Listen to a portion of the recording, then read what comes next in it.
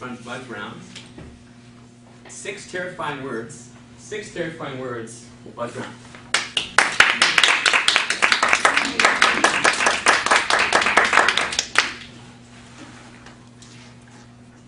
Six terrifying words.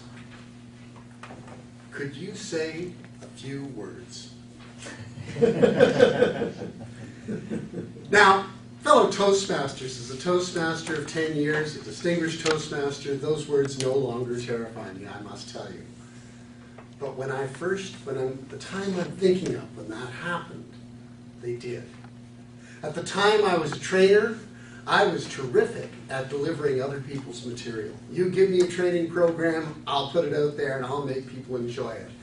I even had spoken in my church, but not until the pastor gave me the words to say.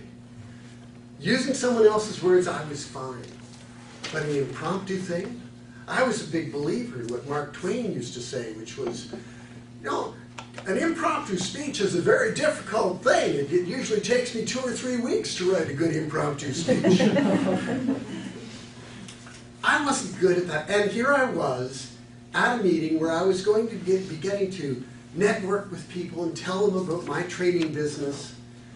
And the organizer of the meeting came up to me and said, the speaker, the person who's going to kick it off, isn't here.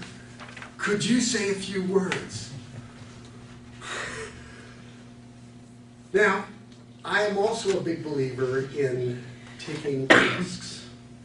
I don't worry about the litigious nature of the American audiences. I'll step out there, and so, in spite of the voice inside my head that was screaming, no, no, no, somehow I heard this voice, and it was apparently mine, saying, yes. So I stepped up, and fellow Toastmasters, I have to tell you, you're lucky you weren't there. It was not good.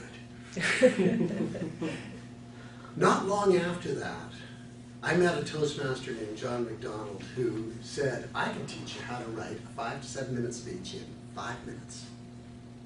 Yeah, right.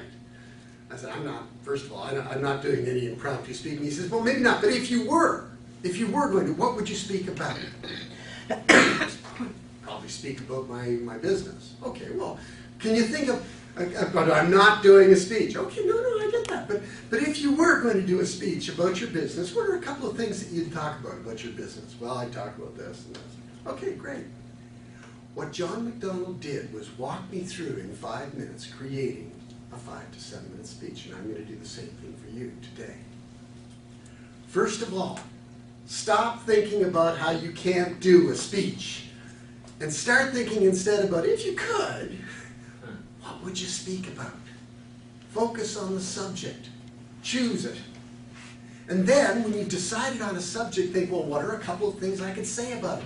Typically, if you've got a subject you're able to speak about or you'd like to speak about, it's something that means something to you. It could be your profession, it could be your hobby, it could be some fascination that you have, some book that you really enjoy. It doesn't really matter what it is. Think of a couple of things that if you were talking to somebody in conversation, you would say to them about that. And then think, do I have any personal stories or stories that I've heard that emphasize those points? Now you have the body of your speech. You can write them down on a piece of paper as bullet points. The next thing you can do is think about, well, okay, now I have to kick it off. I have to introduce it somehow. And to introduce it, you need your audience's attention. You need something that is either going to leave them in suspense, like what are these 6 terrifying words? Or something that shocks them. I was at a meeting one time in a bunch of automotive dealers, and this guy stood up and he said, within the next 10 years, the Japanese will take over the auto industry. This is American auto dealers. You can imagine the room went dead silent. He had their attention.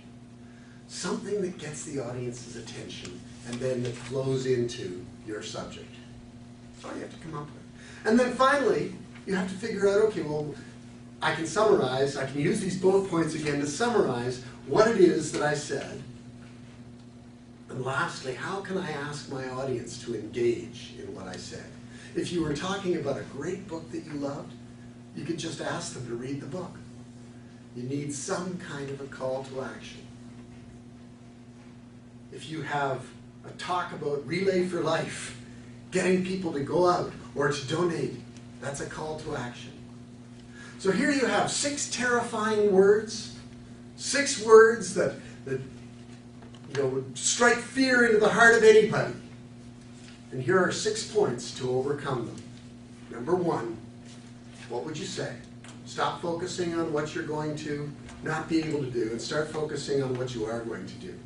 Number 2, what would you say about it? Think of a couple of points that relate to it.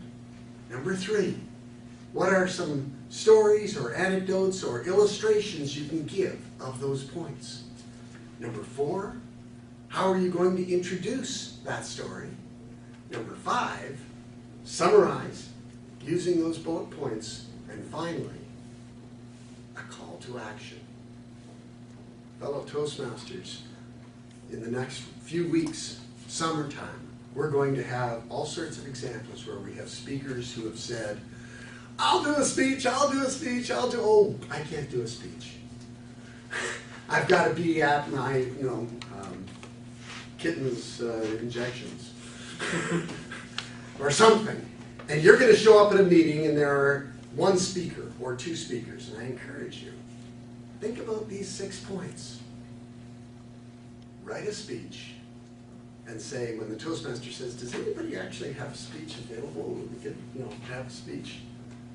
While your inner voice is screaming, no, no, no, say yes.